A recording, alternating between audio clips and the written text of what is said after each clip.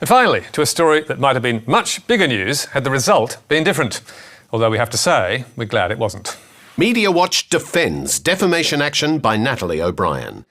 Back in July 2013, we ripped into Sydney's Sun Herald and its investigative reporter, Natalie O'Brien, for two stories which claim to have uncovered poisonous metals and chemicals near a kids' playground in Sydney's east. Toxic substances found in reserve. Exclusive Natalie O'Brien. The Environmental Protection Authority has been accused of covering up the discovery of some of the most poisonous substances on Earth at levels well above health limits, alarming residents whose children use the tested area as a playground. And sure enough, there was the picture of kids at play. We called O'Brien's story alarmist, said she'd failed to consult experts, and concluded, "We believe the central claims of Natalie O'Brien's story are just wrong."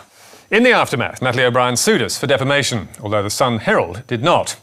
And last Thursday, in the New South Wales Supreme Court, more than 3 years on, Justice Lucy McCullum passed down judgment, dismissing O'Brien's claim and concluding, "In my assessment, Mr Barry's criticism of the Sun Herald and Ms O'Brien represented an honest opinion, being well within the bounds of what could fairly be said by way of comment or opinion on the facts stated."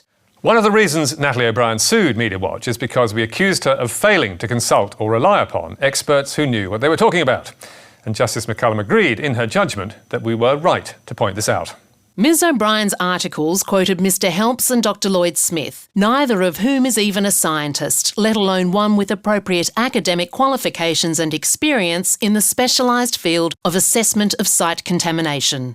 Justice McCullum also found that O'Brien had created unnecessary concern in the community and that she had lent her good reputation as a journalist to an uninformed or misconceived interpretation of an important report. And as a result of all this, Justice McCullum concluded, "I am persuaded to the unhappy conclusion that her failure to consult experts was irresponsible." Now, it's always better to win than lose, of course, but we think this is an important victory for freedom of speech, because it shows that the defamation laws do not outlaw robust criticism, which is what we specialise in, if you lay out the facts and get them right. Or, as Justice McCullum put it in her judgment, the ABC's win provides a textbook illustration of the operation of the defence of fair comment.